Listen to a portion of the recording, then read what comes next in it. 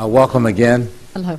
I was at a hearing a few minutes before I arrived here with my colleague from Alabama, where we had Dr. Francis Collins in front of the Labor Health Education Committee. But it is a pleasure to again thank you for your tremendous leadership as a public-spirited scientist in leading the most important basic science organization in the world. I'm interested in a couple of things. One is I'm interested first and foremost, of course, around my number one priority, the work you're doing in terms of neuroscience, and in particular not just what you propose in this year's budget, but how the work that you're doing in partnership with the national labs around the creation of what we've called a National Brain Observatory, how that work is going on. And then finally, I'm interested in the efforts at the agency to continue to engage women in the sciences through making adjustments that have been done in terms of the grant process, so that we don't lose women to other activities in their lives like developing families and so on, but that we keep them, even as they go through these various phases, engaged. And the National Science Foundation, I think, is taking a fairly revolutionary approach to this, and why don't you maybe share a little bit with the committee on that? All right, yes. Thank you, Mr. Fattah.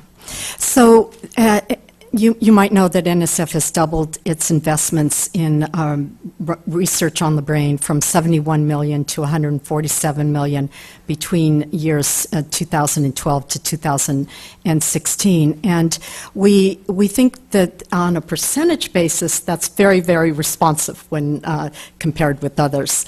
Our current roadmap for understanding the brain extends to fiscal year 2017, and we're going to spend much of this year assessing the investments we've made to determine which ones yield the most impactful science. And this gets back to Ms. Roby's question too, indirectly, that at some point you have to evaluate and assess what you've done, communicate, gather people around that understanding, and decide what directions to go next. And that, when I get to your women example and inclusion of women, I will use that as another example. But let me continue on the brain for a bit. So in FY 2016, Congress added $3 million to our request budget to fund this effort that you described.